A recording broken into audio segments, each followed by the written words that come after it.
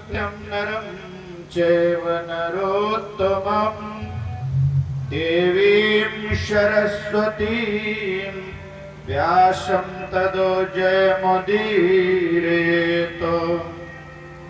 ॐ विश्वानि देव सवितर्दुरितानि पराशुभ यद्भद्रं तन्याशुभ। हिरण्यगर्भः समवर्तताग्रीभूतस्य जातः पतिरेकयासीत् सदाधार पृथ्वीं धामते मां कस्मै देवाय हविषा विधेम। या आत्मदा बलदा यस्य विश्वोपासते प्रशिशम्यस्य देवां यस्य छाया अमृतं यस्य मृत्युः कस्मै देवाय हविषा विधेम। वसुदेवसुतं देवं कंसचाणूरमर्दनं देवकी परमानन्दं कृष्णं वन्दे जगद्गुरुं। सच्चिदानन्दरूपाय विश्वोत्पत्त्यादिहेतवे तापत्रय विनाशाय श्रीकृष्णाय वयं नमः। करारविन्देन पदारविन्दं मुखारविन्देन विनिवेशयन्तं वटस्य पत्रस्य पुटेशयानं बालं मुकुन्दं मनसा स्मरामि। अच्युतं केशवं राम नारायणं कृष्ण दामोदरं वासुदेवं हरिं श्रीधरं माधवं गोपिका वल्लभं जानकी नायकं रामचन्द्रं भजे। जानकी नायकं रामचन्द्रं भजे।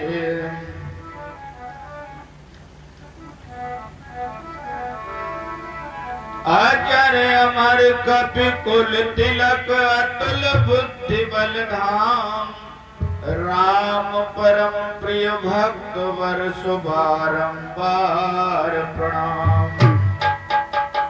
तो हमें चिंता नहीं उनकी उन्हें चिंता हमारी है।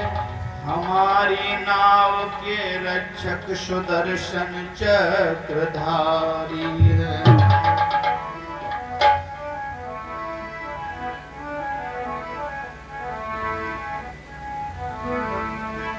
मैं हूँ शरण में तेरी संसार के रचैया।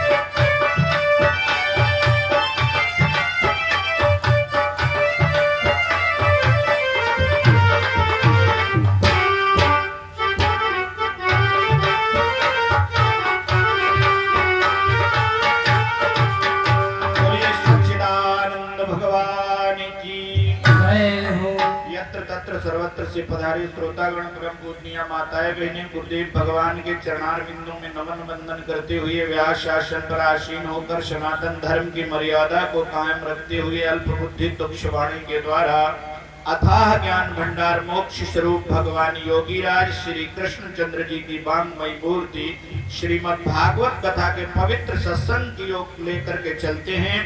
प्रेमियों, ये वो सत्संग है जो संसार सागर के पार ले जाता है और ये सत्संग ये बताता है कि तुम क्या हो, तुम क्या हो। हम यही नहीं जानते कि वास्तविकता में हम क्या हैं।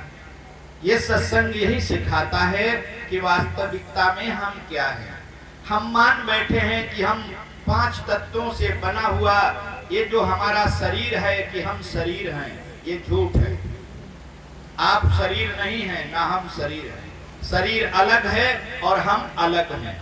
लेकिन ये कहते तो बहुत लोग हैं, लेकिन इसका अनुभव कितने लोग कर पाते हैं, वो बिरले ही करते हैं। कहते तो बहुत हैं कि आत्मा शरीर से अलग है, लेकिन आत्मा शरीर से अलग है तो कैसे है? इस चीज का अनुभव कितने लोग कर पाए हैं?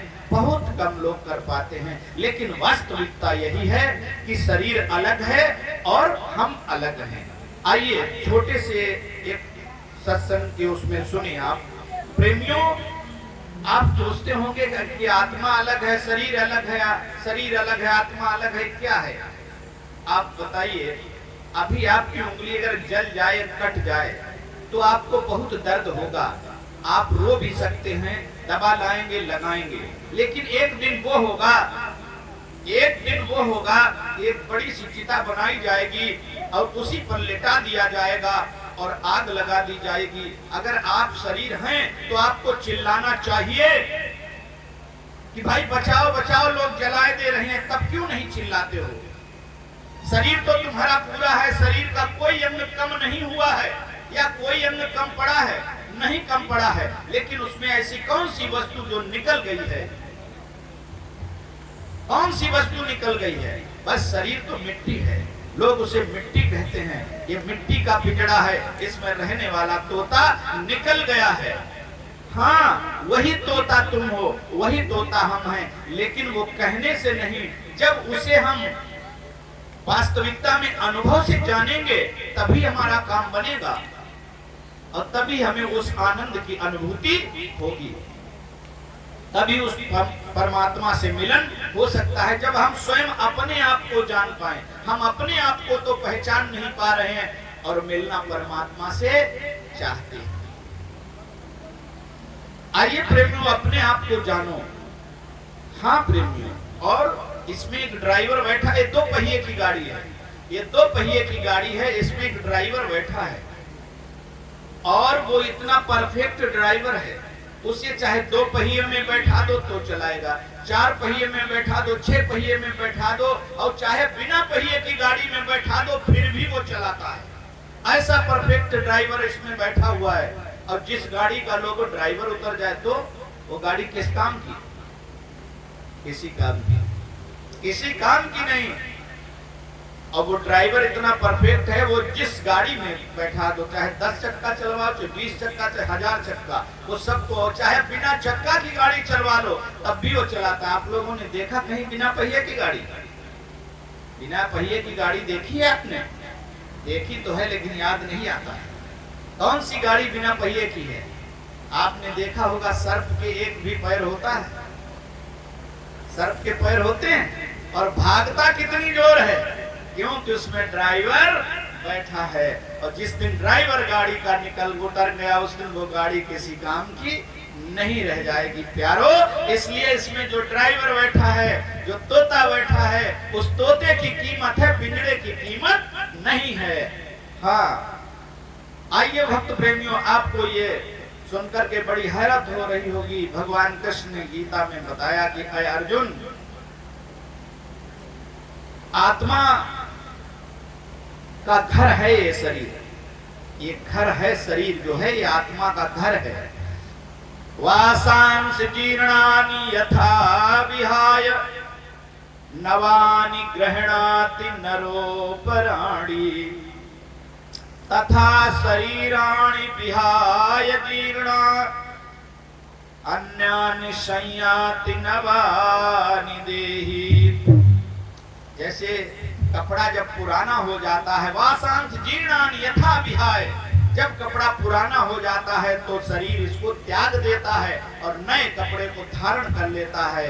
इसी प्रकार से नवानि गृह्णाति नरो प्राणी तथा शरीराणि विहाय जीर्णा, इसी तरीके से जब शरीर बुढ़ा हो जाता है या रहने के काबिल नहीं रहता है तो आत्मा इसको छोड़ करके नए शरीर में प्रवेश कर जाती है।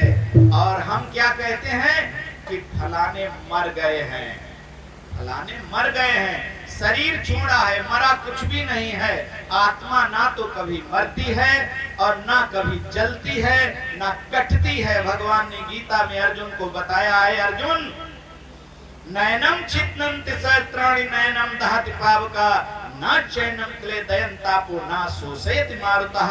तू तो वो चैतन्य स्वरूप परमात्मा का है जिसे न तलवार काट सकती है, न अग्नि जला सकती है, न जल गीला कर सकता है, न हवा सुखा सकती है। तुम वो हो, लेकिन अनुभव करके देखो, वास्तविकता है प्यारो, ये सत्संग है प्यारो।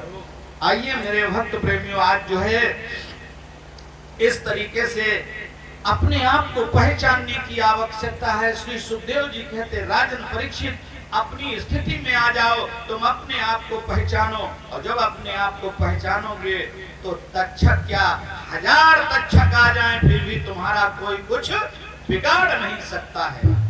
बोलो सच्चिदानंद भगवान की। अरे थोड़ा जोर जयकारा लगाओ, आपके यहाँ के मच्छर तो भाग जाएं। हाँ, बोलो सच्चिदानंद भगवान की। ऐसे बोलो, भगवान का संकीर्तन बोलिए।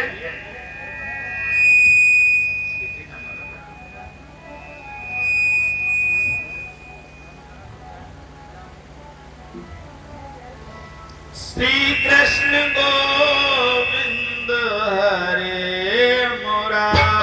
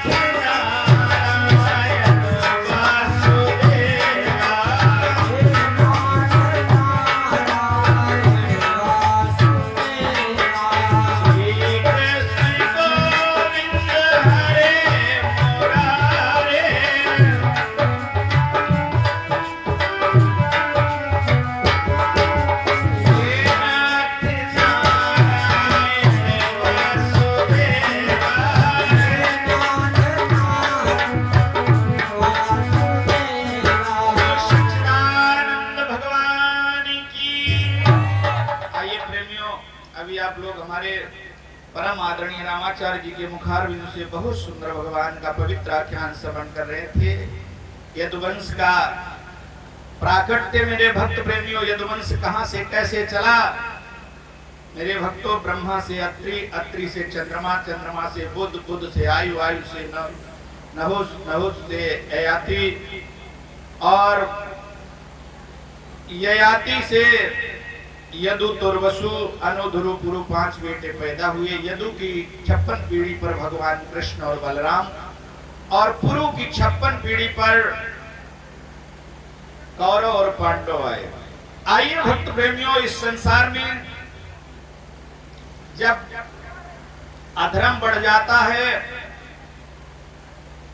और आताताइयों का आतंक चरम सीमा पर पहुंच जाता है, तब भगवान का प्राकट्य होता है। भगवान ने कहा है, यदा यदा ही धर्मस्य ग्लानिर्भवति भारत अभ्युत्थानम अधर्मस्य तदात्मानं सृजाम्यहम् परित्राणाय साधूनां विनाशाय च दुष्कृतां धर्म संस्थापनार्थाय संभवामि युगे युगे।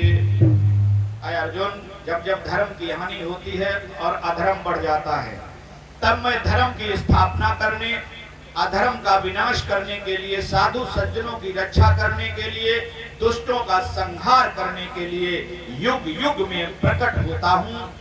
और इस समय द्वापर का समय है। द्वापर में कंस आदि महान असुरों का, शिशुपाल, दंतवक्र आदि का आतंक चरम सीमा पर पहुंच गया। मेरे भक्त प्रेमियों, जिस समय चरम सीमा पर पहुंचा है तो पृथ्वी ने अपना धैर्य खो दिया और ब्रह्मा जी के पास जाकर के रोना शुरू करती है। ब्रह्मा जी लेकर के भगवान विष्णु के यहाँ आए, विष्णु भगवान शंकर के यहाँ आए, तीनों देवता, समस्त देवता खड़े हैं, पृथ्वी रो रही है।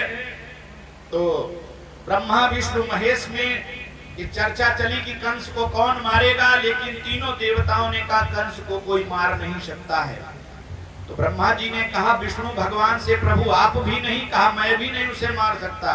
कहा फिर उसे कौन मारेगा कि जिस परमात्मा ने हमारी हमेशा हमेशा मदद की है वही प्रभु हमारी मदद फिर करेंगे। तो ब्रह्मा जी बोले प्रभु क्या आपके अलावा भी कोई परमात्मा है? कहा है। कहा कहाँ है? कहा चलिए। समस्त देवता पृथ्वी को लेकर के ब्रह्मा विष्णु महेश के साथ में जो ये अपना ब्रह्मांड है जिसमें हम आप रहते हैं, इस ब्रह्मांड के ऊपर निकले हैं। ध्यान दीजिएगा लोगों, जब इस ब्रह्मांड के ऊपर निकले हैं तो इस ब्रह्मांड के ऊपर है दिव्य प्रकाश। ऐसा प्रकाश नहीं जैसा ये सूर्य का प्रकाश, इससे भी तेज प्रकाश, लेकिन उस प्रकाश में तेज नहीं है, ताप नहीं है, वो आनंद देता है। उस प्रकाश में जिस समय पहुंचे हैं और उस प्रकाश में आगे बढ़े हैं तो ये करोड़ों मील ऊपर चले गए। जब ऊपर गए हैं तो रास्ते में इनको 8 दिव्य नगर मिले। उन दिव्य नगरों को पार करके आगे बढ़े हैं तो एक नदी मिली है। उस नदी का नाम है बिरजा नदी। और बिरजा नदी में जब देखा तो जैसा ये अपना एक ब्रह्मांड है उसमें बहुत ब्रह्मांड है और प्रत्येक ब्रह्मांड में ब्रह्मा विष्णु महेश में ये देखा। और जब नदी के किनारे और आगे बढ़े हैं तो देखा है एक बहुत सुंदर और बहुत विशाल, जिसकी परिधि को मापा नहीं जा सकता, एक धाम बना हुआ है जिसके गेट पर लिखा हुआ है गोलोक धाम। आज जिसमें गोलोक धाम के गेट पर पहुंचते हैं ब्रह्मा विष्णु महेश पृथ्वी समस्त देवता, और वहां पर गेट पर द्वारपाल हैं गोपियां, द्वारपाल हैं गोपियां। आज मैं आप लोगों को उस कथा में प्रवेश दिलाने के पहले एक चीज बताना चाहूंगा।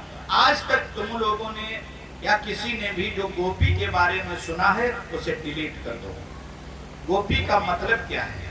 गो माने इंद्रियां, पी माने बस में करना। जो गोपियों के जो इंद्रियों को बस में करता है वो गोपी है। गोपी किसी स्त्री या पुरुष का नाम नहीं है। ये दिमाग में बैठा लो कि गोपी कोई स्त्री का नाम नहीं है। और जो अपनी इंद्रियों को बस में करता है वही भगवान का भक्त होता है।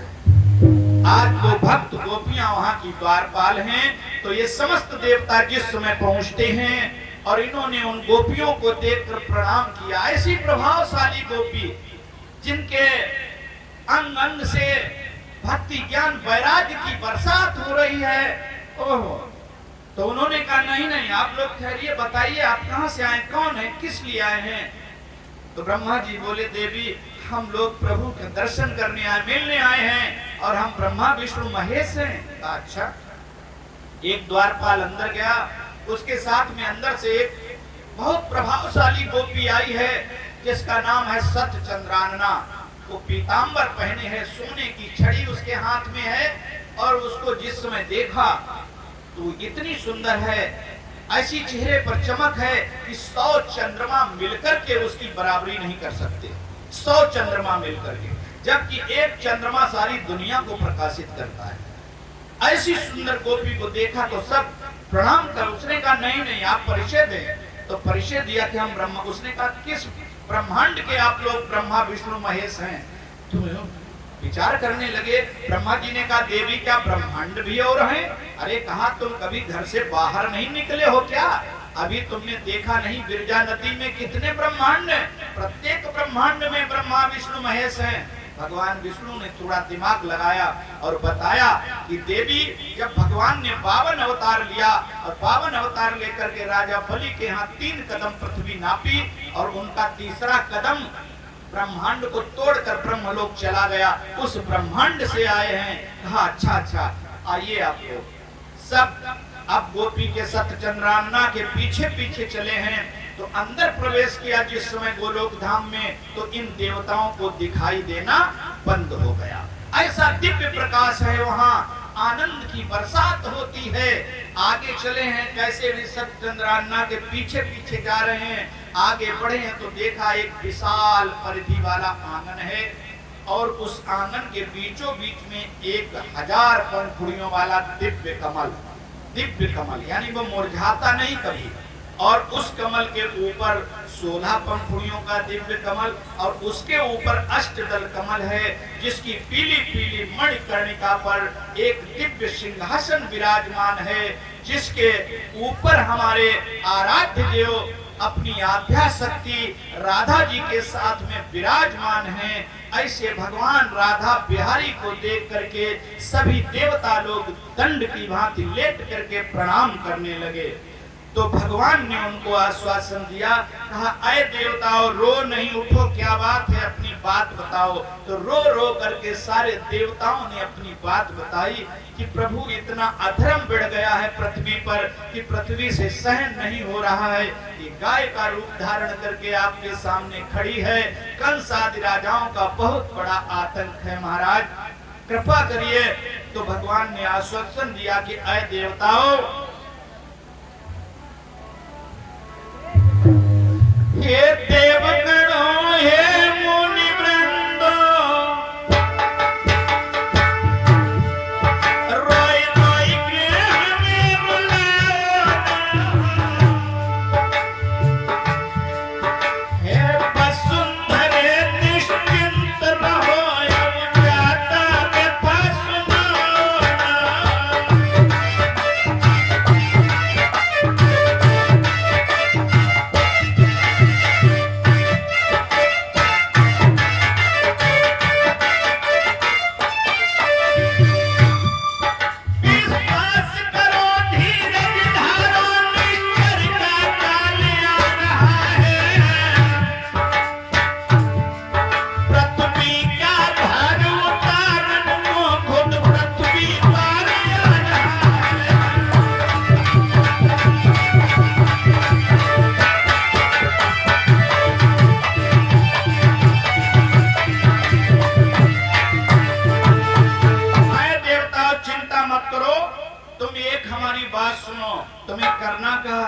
क्या करना है प्रभु कि तुम सब लोग चल करके ब्रजमंडल में यदुवंश में अवतार धारण करो और मैं तुम्हारी रक्षा करने के लिए आ रहा हूं। क्या कहा भगवान ने, तुम भी जाओ भूमि पे धरो याद वीरू।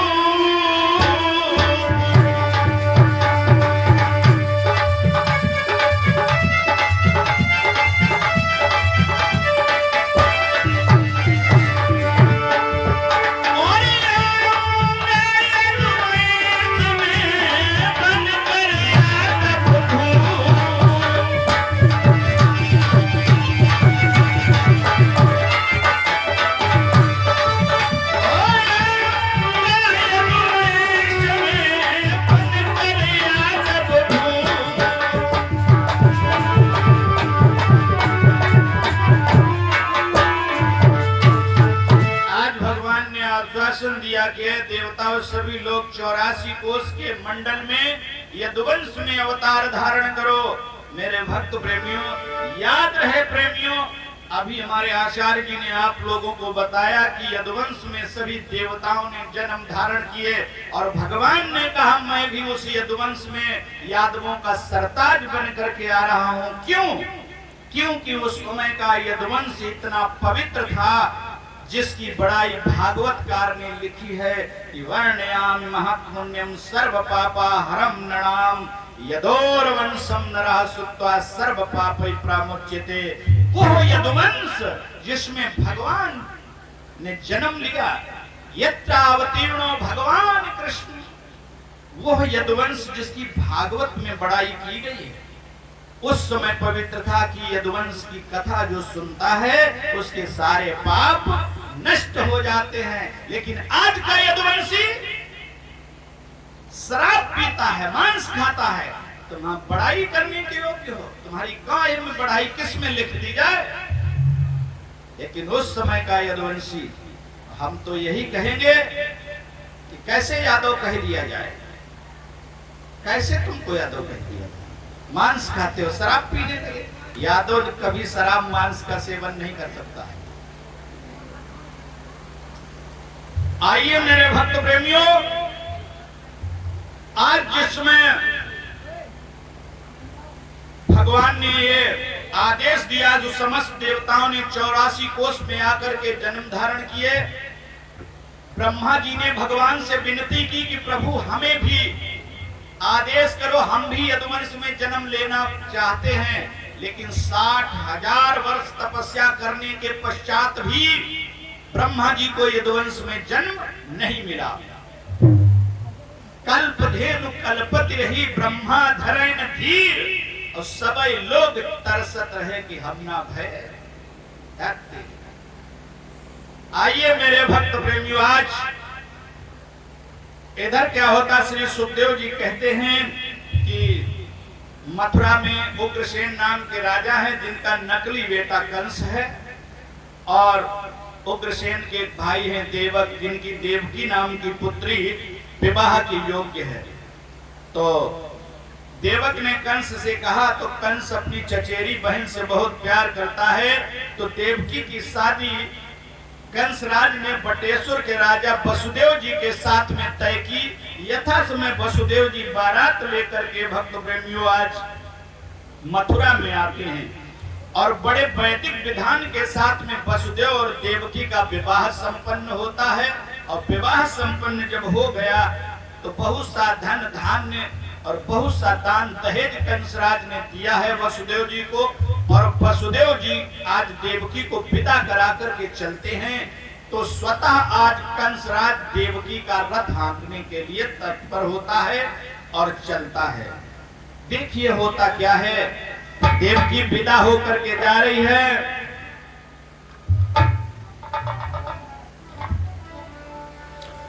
और रथ में देवकी जा रही है, पीछे से बरसाना है, और बाकी पीछे कंसराज वसुदेव कुंवर का साला है।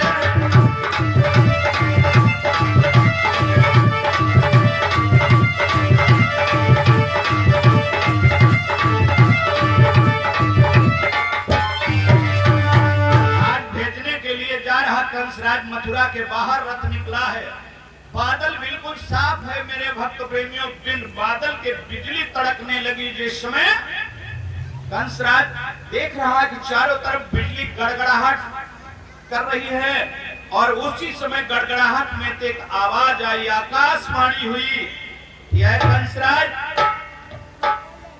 ओ कंस कंस मत फूल बहुत करुण फूल को मिलाएगा।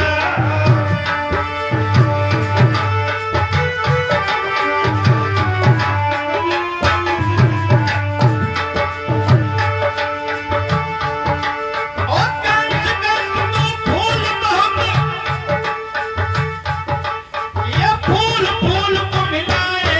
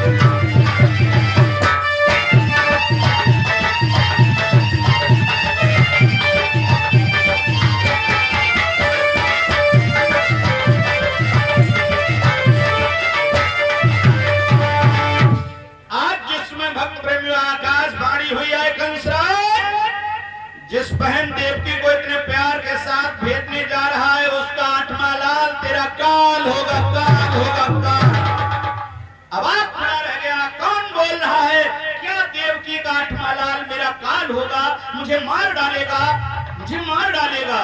चारों तरफ देखता है, बिनबाजल बिजली तड़क रही है, अवाक खड़ा रह गया। सोचता, विचार किया कि देवकी का 8वां लाल मेरा काल होगा, मुझे मार डालेगा।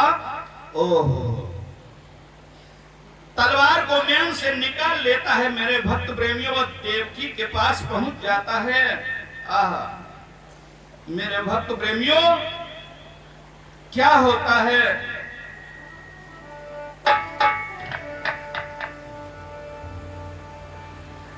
अब लागे केस हाथ में, ऊपर से कठिन दुधारी थी, ऊपर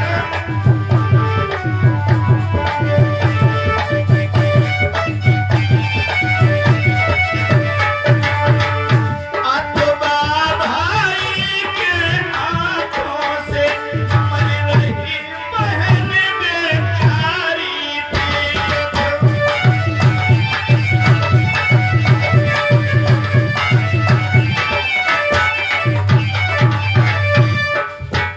मंडली मौन थी, बेबस थी, चारा रहा ना चारों का। वसुदेव चकित से चौंकी पड़े, वसुदेव चकित से चौंकी पड़े, मुंह सूख गया बेचारों का।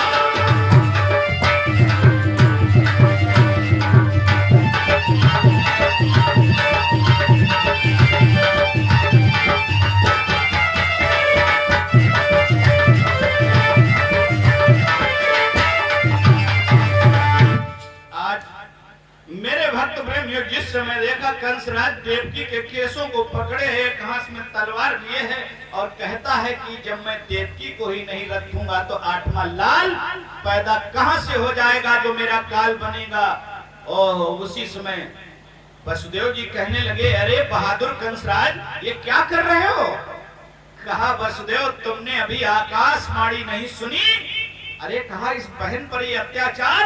कहा, ये बहन नहीं, ये नागिन है, इसका 8वां लाल मेरा काल होगा, मुझे मारेगा, तो मैं जब इसे ही मार दूंगा तो लाल पैदा कैसे हो जाएगा। ओह, उसी समय वसुदेव बोले, कंसराज, तुम्हारी इस तलवार ने बड़े बड़े बहादुरों का लोहू चाटा है, और जिसे तुम आज एक अबला पर कलंकित कर रहे हो। कहने लगा, महाराज, हमें भुलावे में मत लाइए।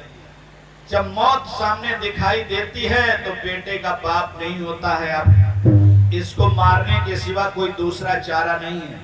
वसुदेव जी कहने लगे, चारा है। कहा, कौन सा? कहा, ये बताइए कि तुमको डर देवकी से है या देवकी के पुत्रों से? कहा, इसके पुत्रों से, वो भी 8वें से। कहा, ठीक। वसुदेव जी ने कहा, कंसराज, तुम्हें हम पर विश्वास है? कहा, है। तो कहा, मैं आपसे वादा करता हूं कि देवकी का 8वां लाल नहीं, देवकी से जो भी संतान पैदा होगी, मैं पैदा होते ही तुम्हारे हवाले करता जाऊंगा। तुम इसे छोड़ दो, ये मेरी प्राण प्यारी है। तो कंसराज ने कहा, ठीक है, मैं एक अबला की हत्या करने के पाप से बच जाऊंगा, लेकिन एक शर्त होगी। कहा, क्या? कहा कि तुम देवकी को लेकर के बटेश्वर नहीं जाओगे, तुम्हें रहना मथुरा में पड़ेगा। अगर हमारी शर्त मंजूर हो तो मैं इसे छोड़ दूं। वसुदेव जी ने कहा, यह शर्त हमें मंजूर है।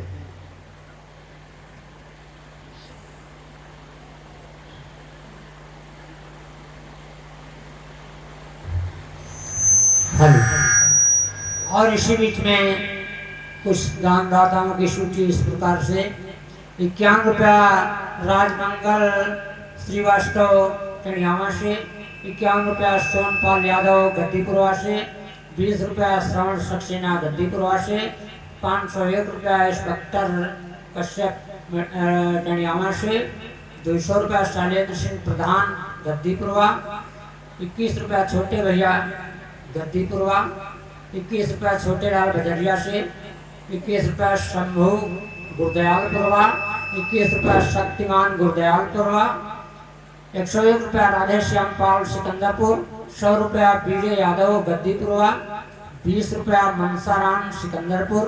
सभी दान दाताओं का जीवन मंगलमय हो। बहुत बहुत धन्यवाद। आइए मेरे भक्त प्रेमियों, जिसमें कंसराज ने शर्त रखी और वसुदेव ने शर्त को मान लिया, तो आज देवकी के साथ में वसुदेव जी मथुरा में विराजमान हैं। समय समय करके समय गुजरा और वो समय आया भक्त प्रेमियों जब देवकी के द्वारा एक बालक ने जन्म लिया है, प्रथम बालक जन्मा है। आज देवकी की गोदी से वसुदेव ने अपने हाथों में लिया और कहा, देवी इसे मत देखो, इसे मत देखो, ये कंस की अमानत है। और आज वसुदेव जी लेकर के चले और जाकर के कंस की कचहरी में पहुंच गए और उस बालक को कंस के हाथों में समर्पित कर दिया। आज देखा, कहा क्या? कहा महाराज ये हमारा पहला बेटा है। कहा अच्छा, बड़ा सुंदर है, तुमने इसका नाम क्या रखा? कहा इसका नाम है कीर्तिमान। कहा वाह, कितना सुंदर नाम भी है। कहा लेकिन तुम इसे यहाँ क्यों लाए हो?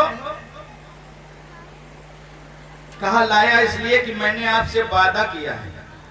तो कंसराज कहने लगा, महाराज, कंसराज बोला, महाराज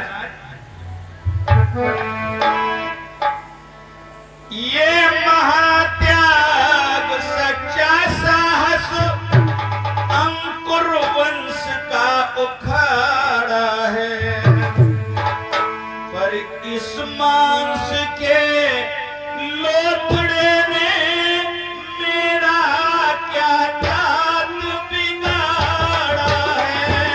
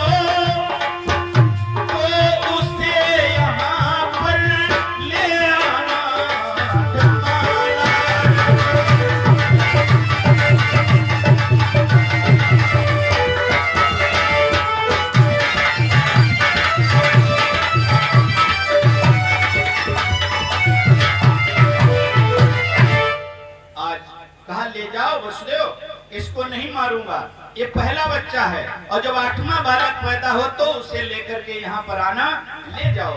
ओ बड़े प्रसन्न हुए वसुदेव जी महाराज, आज उस बालक को लेकर के चले हैं और आकर के जिस समय मैया देवकी के पास पहुंचे, उसकी गोदी में बालक को देख के बोले, तो देवकी ने कहा, हमारे भैया ने क्या कहा? कहा तेरा भैया दयाल हो गया, उसने इसे छोड़ दिया है। और कहा ले जाओ, जब 8वां बेटा पैदा हो तो यहाँ लेकर के आ जाना। बड़े प्रसन्न हुए वसुदेव और देवकी। तब तक इधर क्या होता है, बाबा जी आ गए। श्रीमन नारायण नारायण नारायण,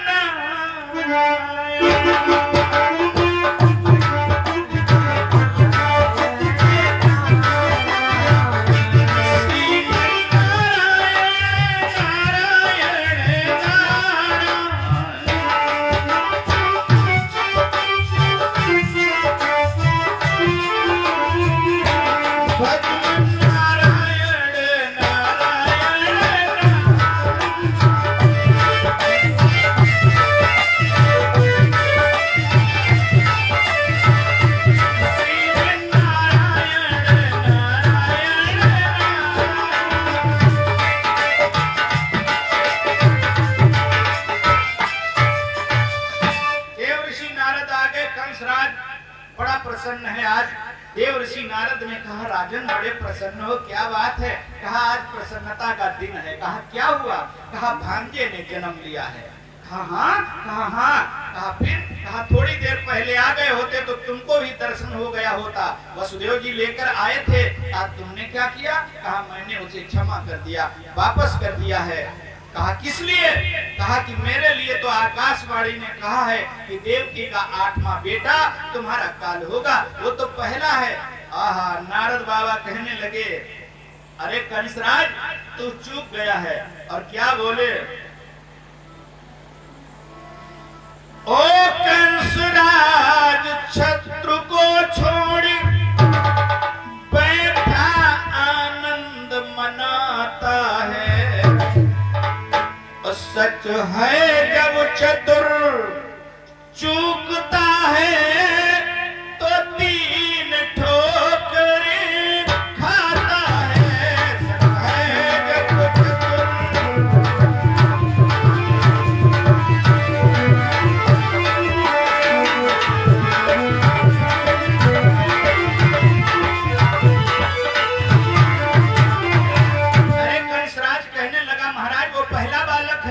उस पर क्या मैं अपनी शक्ति का प्रयोग करता? कहा यहाँ आओ महाराज, यहाँ आओ, बैठो यहाँ।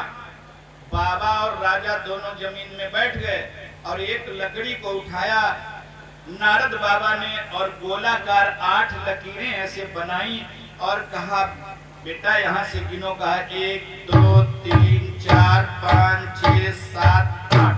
कहा ये 8वीं है? कहा हाँ। कहा अब यहीं से गिन लो, 8वीं को 1 मान लो। कहा 1 2 3 4 5 6 7 8। कहा अब ये 8वीं। कहा यहाँ से 1 मान लो। प्रत्येक 8वीं हो गई, प्रत्येक पहली हो गई। मेरे भक्त प्रेमियों कंसराज का दिमाग नाच गया। कहने लगा बाबा ये तो इसमें सब पहली सब 8वीं। कहा यही तो देवताओं की चाल है, तुम समझ नहीं पाए हो। आज मेरे भक्त प्रेमी उसी समय संदेशा भेजा है वसुदेव जी के पास में कि उस बालक को लेकर राज दरबार में हाजिर हो जाओ। बेचारे वसुदेव विपत्ति के मारे फिर बालक को लेकर हाजिर हुए और कहने लगे महाराज ये तब भी आपके लिए हाजिर था, अब भी हाजिर है।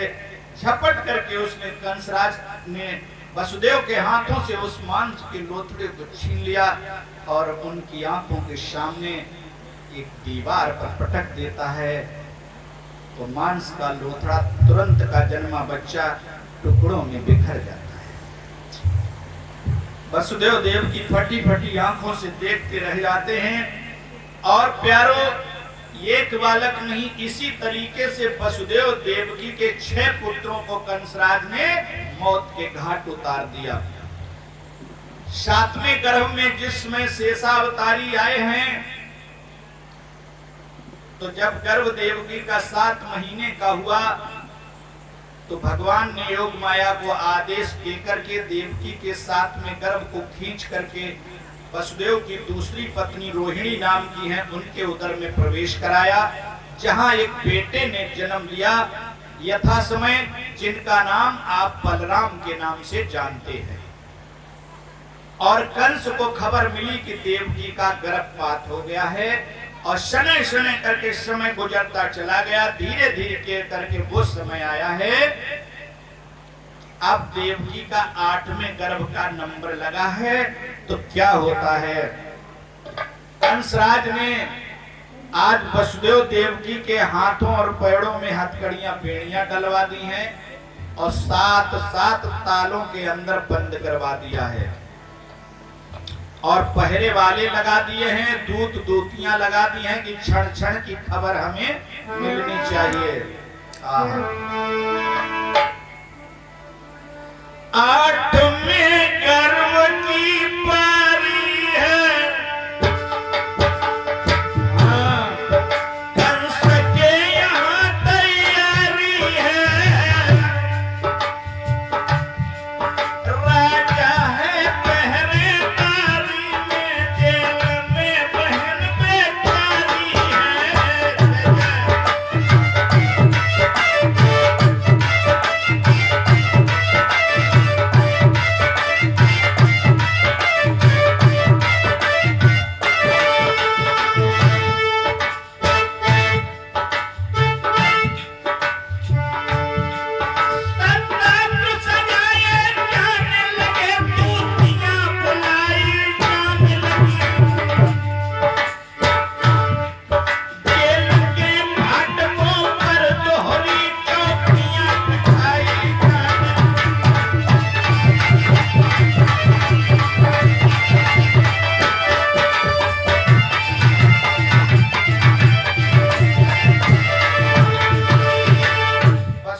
देवकी को कड़ी कारागार में डाल करके कंसराज स्वयं भी कभी कभी चौकसी करने के लिए आ जाता है। सने सने करके समय गुजर रहा मेरे भक्त प्रेमियों। अंत में एक दिन वो आ गया है। कौन सा दिन है? भादो महीनिया कृष्ण पक्ष तिथि अष्टमी है। अर्धरात्रि होने को जा रही, दिन बुधवार है, रोहिणी नक्षत्र लगा है। अंत में एक दिन बुआ और रंगत बदली संसारी की, आप ही उमंगे फूट पड़ी गत पलटी बात बहारी।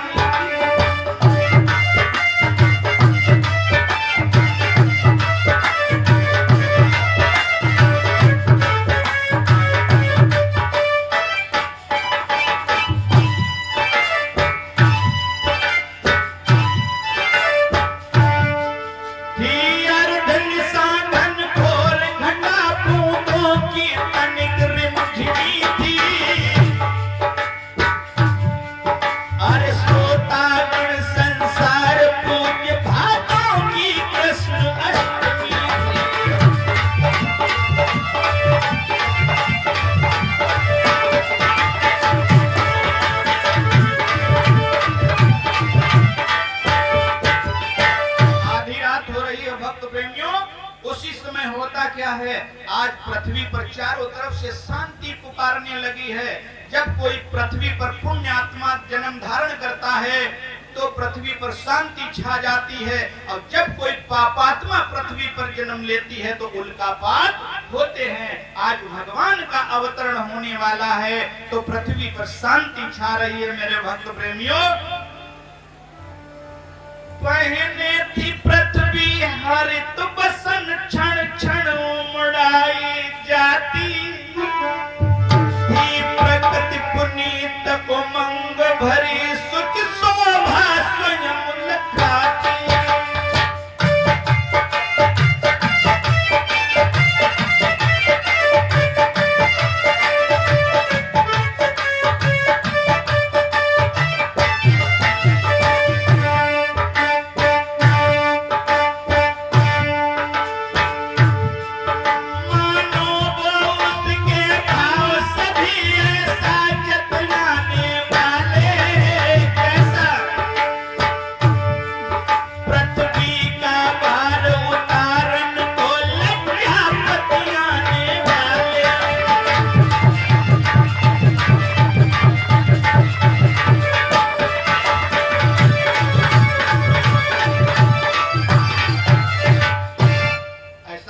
पड़ता है कि मानो वो जगत का नियंता इस पृथ्वी का भार उतारने के लिए इस पृथ्वी पर आ रहा है।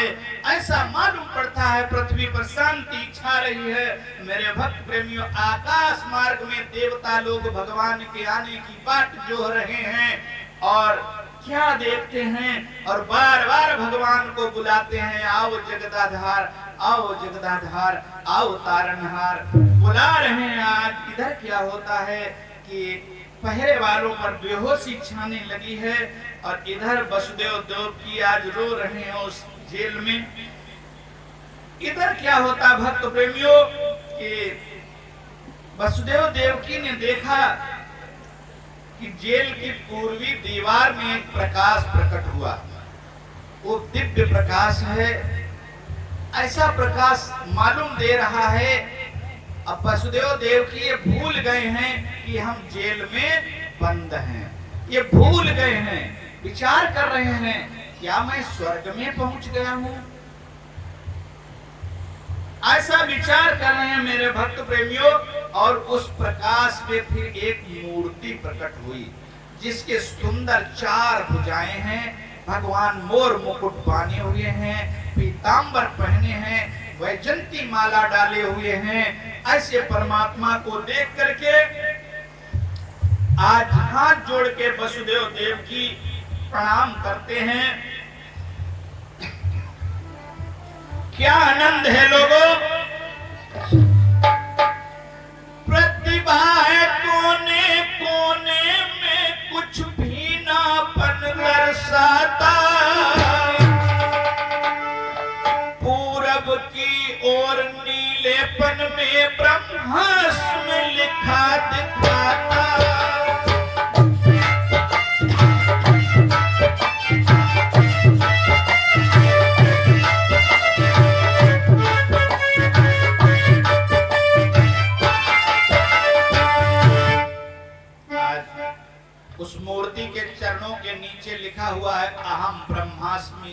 मैं ब्रह्म हूं।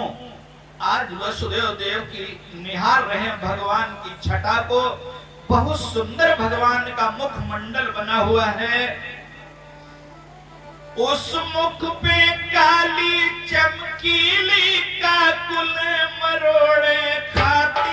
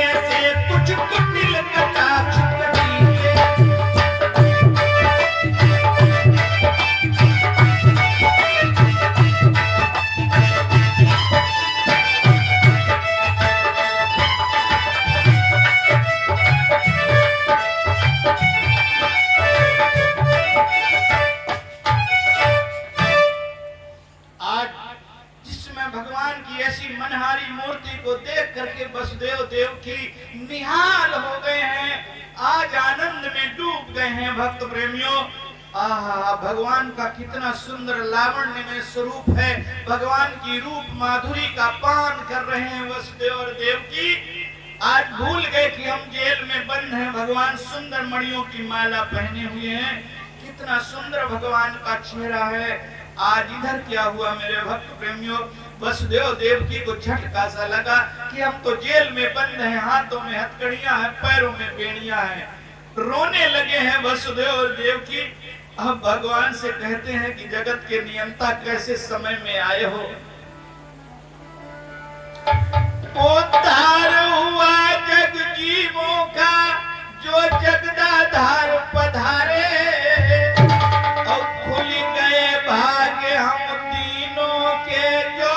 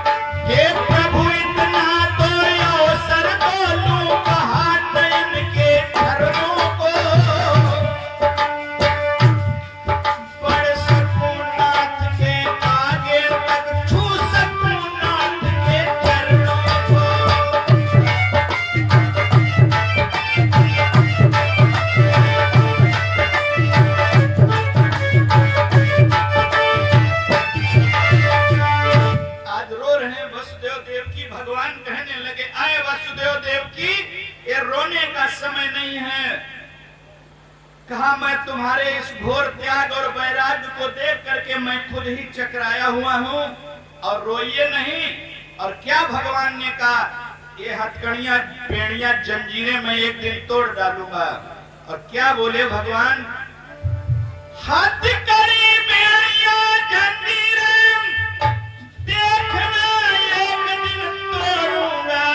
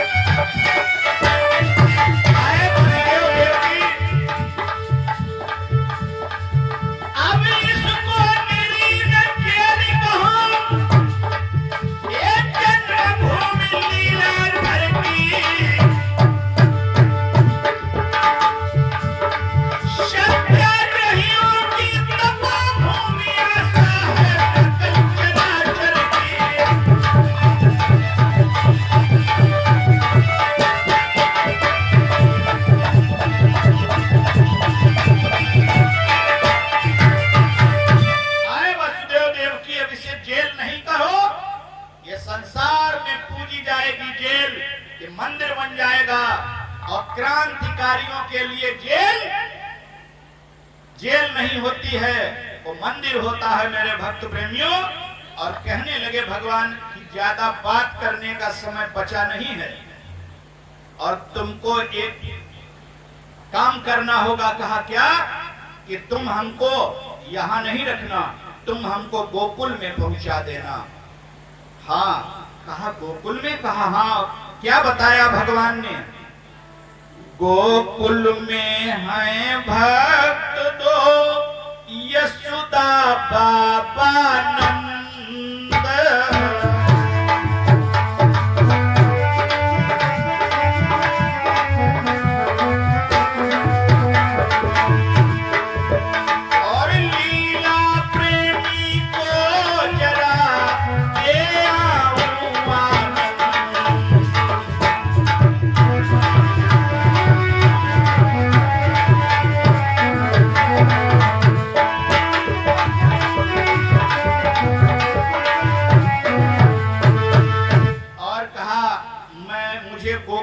बाबा नंद के यहाँ पहुंचा दीजिएगा। उन्होंने मेरे को प्राप्त करने के लिए तपस्या की है, तो बालापन का आनंद मैं वहां दूंगा। आज मेरे भक्त प्रेमियों, इतना कहा और इतना कहने के बाद में क्या हुआ? और कह कर इतना शीघ्र ही रखा बाल स्वरूप।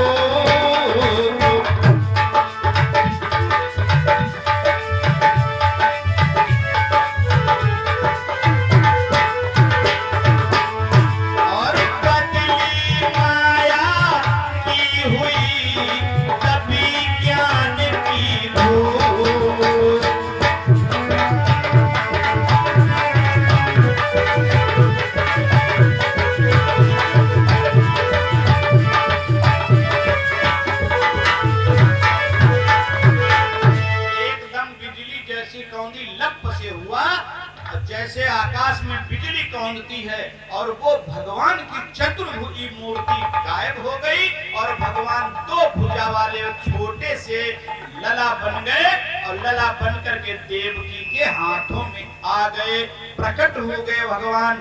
और देवकी को आभास कराया भगवान ने कि बेटा पैदा हुआ है। आहा, आज देख रही है देवकी बार बार निहारती है और प्रीतम वसुदेव देव कहती है, स्वामी कितना सुंदर बेटा है, ये सबसे अच्छा है। और क्या बोलती है? देखो तो ये प्यारा मुखड़ा, उजियाली आती जाती है।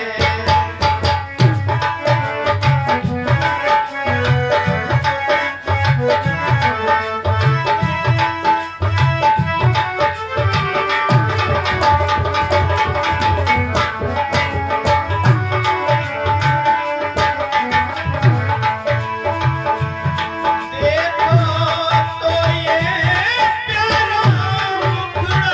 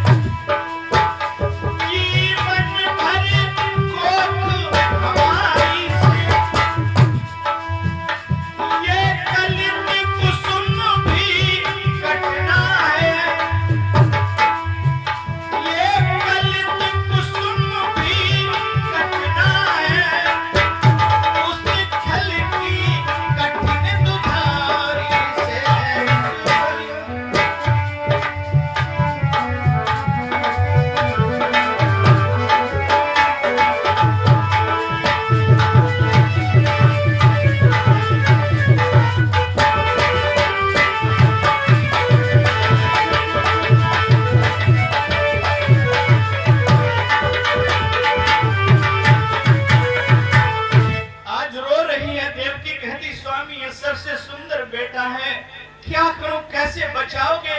6 तो मर गए हैं, ये भी मरने के लिए आया है। मेरे भक्त प्रेमी उसी समय देवकी कहती स्वामी ओ तुम्हारी मित्रता तो बाबा नंद से है। ये नाथ नंद बाबा जी से गहरी मित्रता तुम्हारी है। रोहिणी बहन है उसी जगह यशोदा भी सखी हमारी है।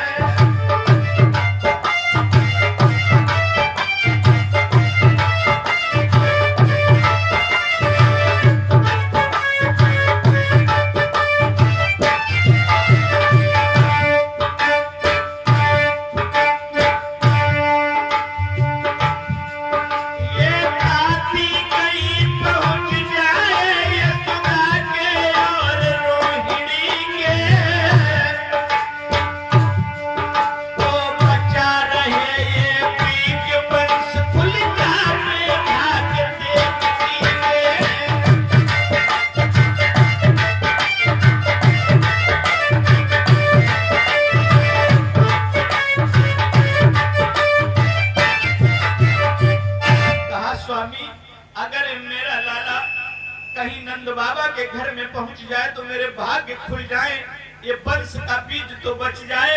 उसी समय वसुदेव लंबी सांस लेकर के कहने लगे देवी क्या कह रही हो? हाथों में हथकड़ियां, पैरों में बेड़ियां पड़ी हैं, 7 तालों के अंदर बंद है, पहरे वाले लगे हुए हैं।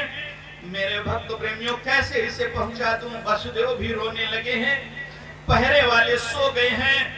और वसुदेव जी बोले देवी एक काम हो जाए। कहा क्या?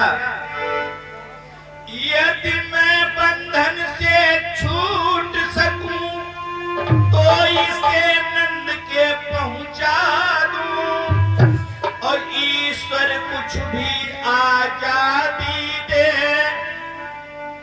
तो अपना कर्तव्य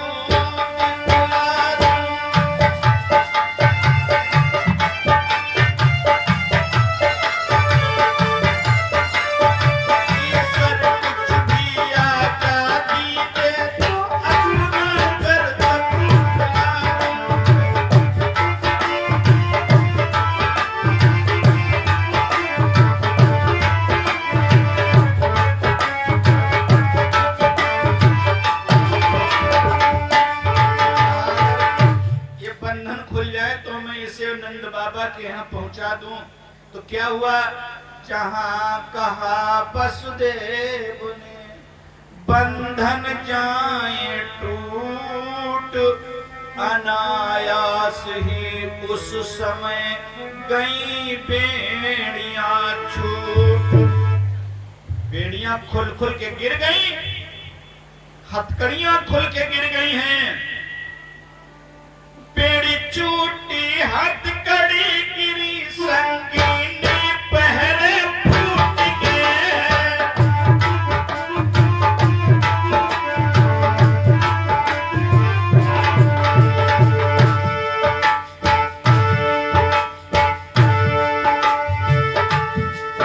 बेड़ी चूटी, हथकड़ी गिरी, संगीनी पहरे फूट गए।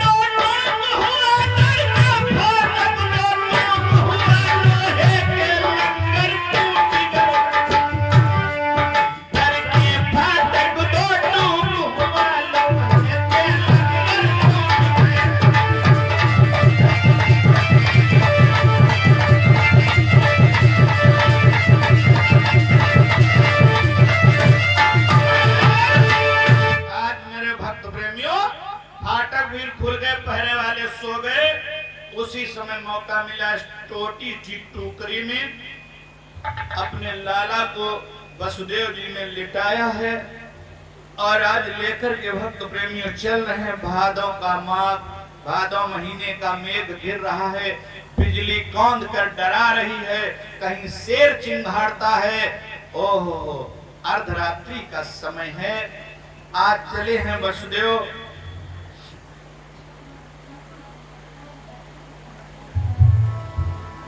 लेके वसुदेव मथुरा से गोकुल चले, माँ की ममता खड़ी देखती रह गई।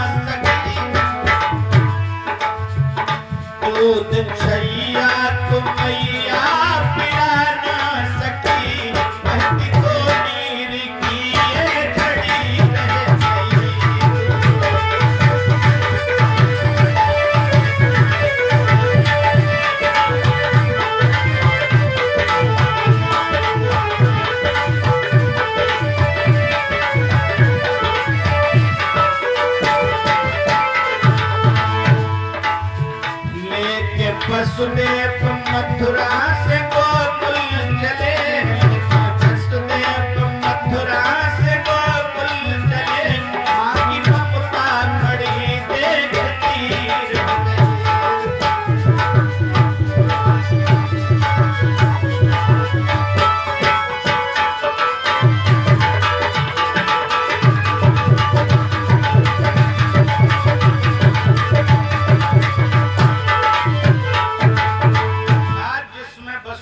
जाकर के यमुना जी के किनारे पहुंचते हैं। यमुना जी इंतजार कर रही हैं युगों से मेरे भक्त प्रेमियों।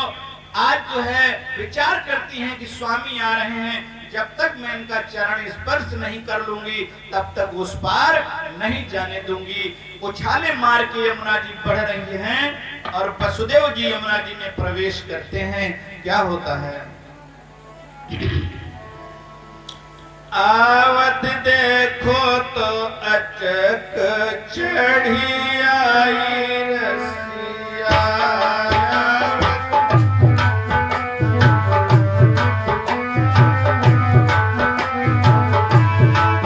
चढ़ी आई रसिया, चढ़ी आई रसिया, चढ़ी आई रसिया, चढ़ी आई आवत देखो तो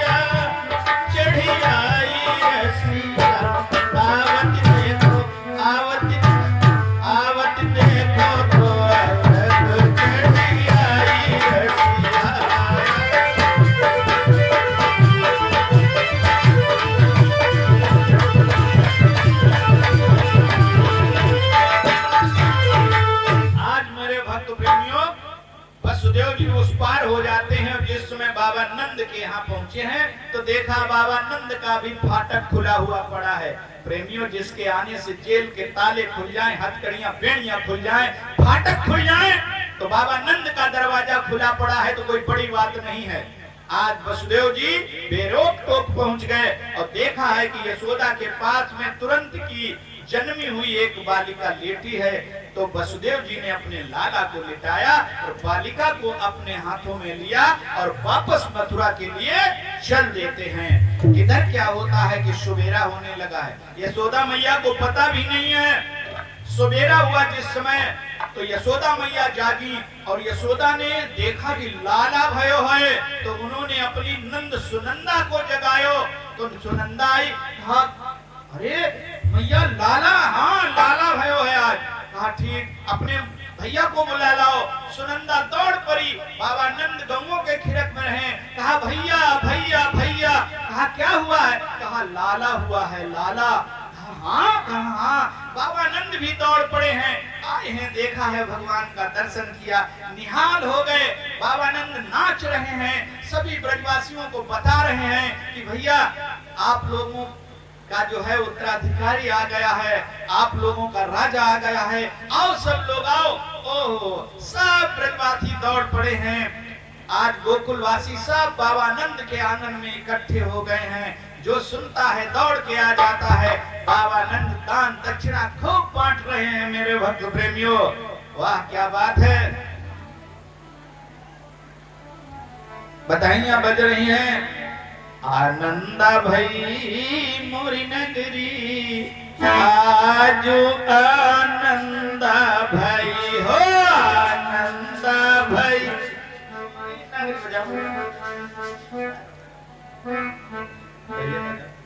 आनंदा भई मोरी नगरी, आजू आनंदा भई हो,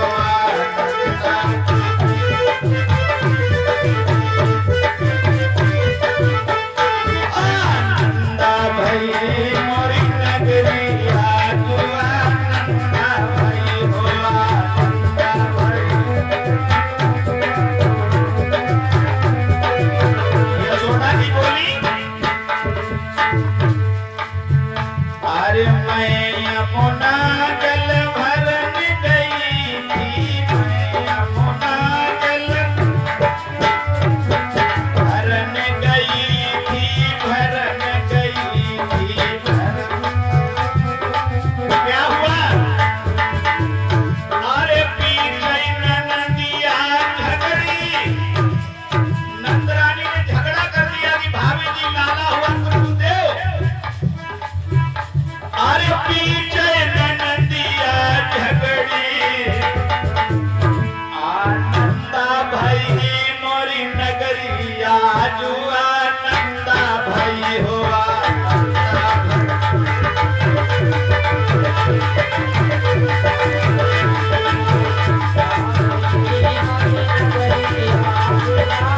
नंदरानी बोली भाभी जी का छू दो। तो यशोदा ने क्या कहा? अरे चाहे नंदी नाचो कूदो, चाहे नंदी नाचो कूदो, नाचो कूदो, नाचो कूदो,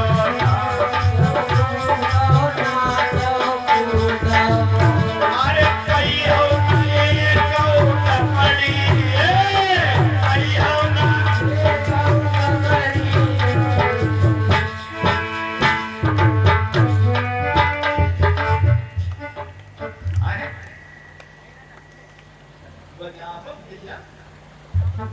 बंद कर दी हो।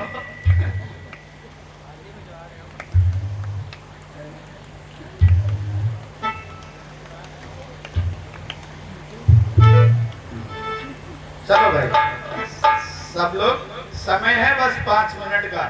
5 मिनट में बस भगवान का जन्म हुआ, जिससे कुछ भी न्यौछावर आदि करना है, जिसकी जेब में हो दे जाओ सब लोग। चलो जल्दी करो, है ना?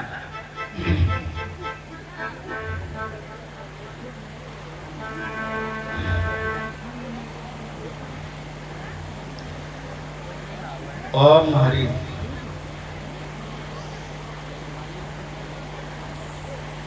कृष्णाय वासुदेव।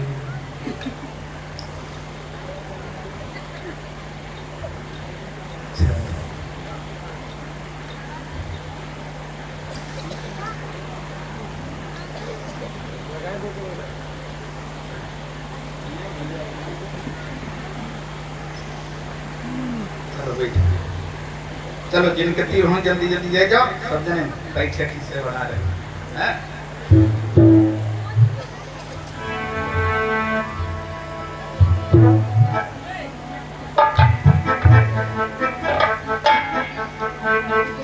आनंद भई मोरी नगरी आजू आनंद भई हो आनंद भई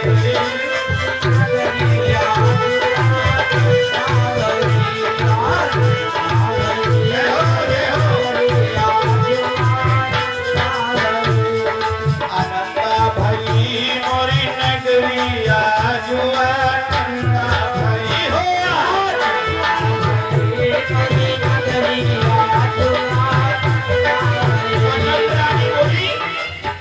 भाभी जी, अरे काहे को भाभी रानी ललना जायो, काहे को भाभी रानी ललना जायो, ललना जायो, ललना जायो, अरे देखते तुझे झगड़ी, और देखते तुझे झगड़ी, आनंद भई मोरी नगरी आज आनंद भई हो आनंद भई मोरी नगरी आज आनंद भई मोरी नगरी आज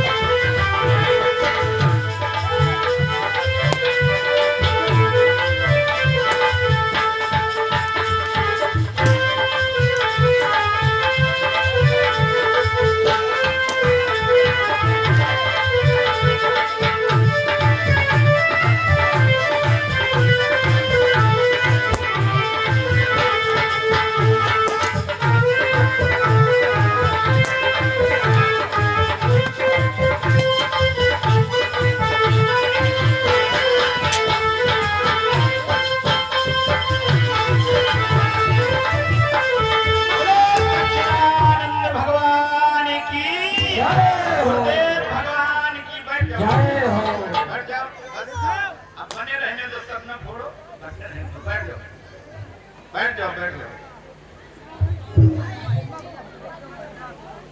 बैठ जाओ, सब लोग बैठ जाओ, बैठ जाओ, बैठ जाओ। यशोदा जायो लल्ला गोकुल में भयो हल्ला, यशोदा जायो लल्ला गोकुल में भयो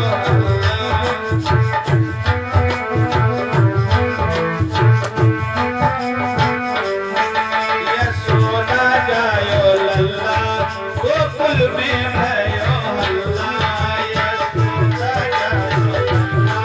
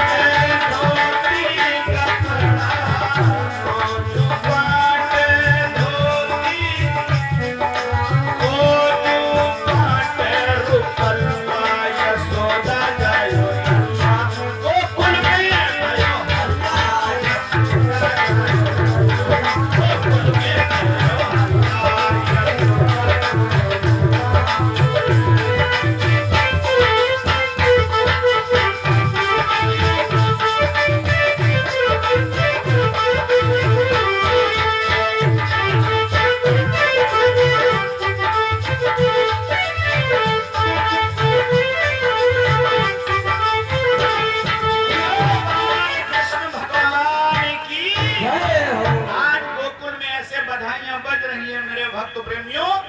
आइए श्री सुखदेव जी कहते हैं, राजन परीक्षित, भगवान का प्राकट्य होकर भगवान गोकुल में बाबा नंद के यहाँ आनंद देने के लिए पहुंच गए हैं। अब 2 लाइन में भगवान का संकीर्तन बोलेंगे, आरती होगी, प्रसाद लेंगे।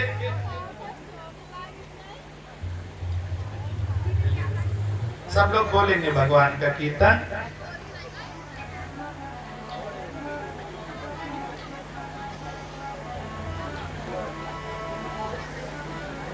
नंद घर आनंद भयो, जय कन्हैया लाल की।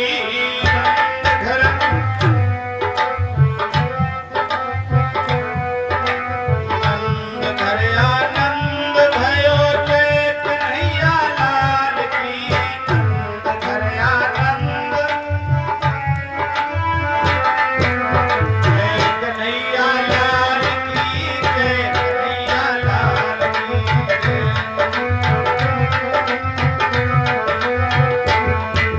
नंद घर आनंद भयो, जय कन्हैया लाल की। नंद घर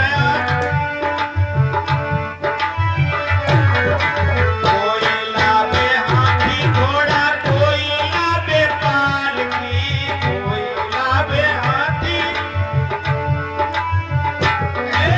नंद घर आनंद भयो, जय कन्हैया लाल की।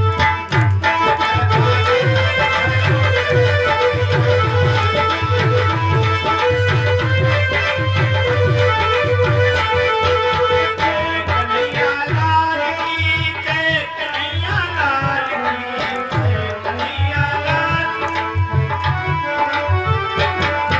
नंद घर आनंद भयो, जय कन्हैया लाल की।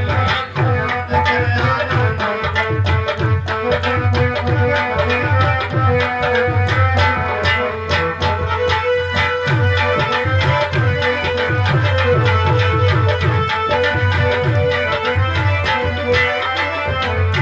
बोलो बाल कृष्ण भगवान की। खड़े हो जाओ सब लोग, भगवान की आरती बोलो। सौभाग्यशाली हैं सब लोग, बहुत बहुत धन्यवाद। आइए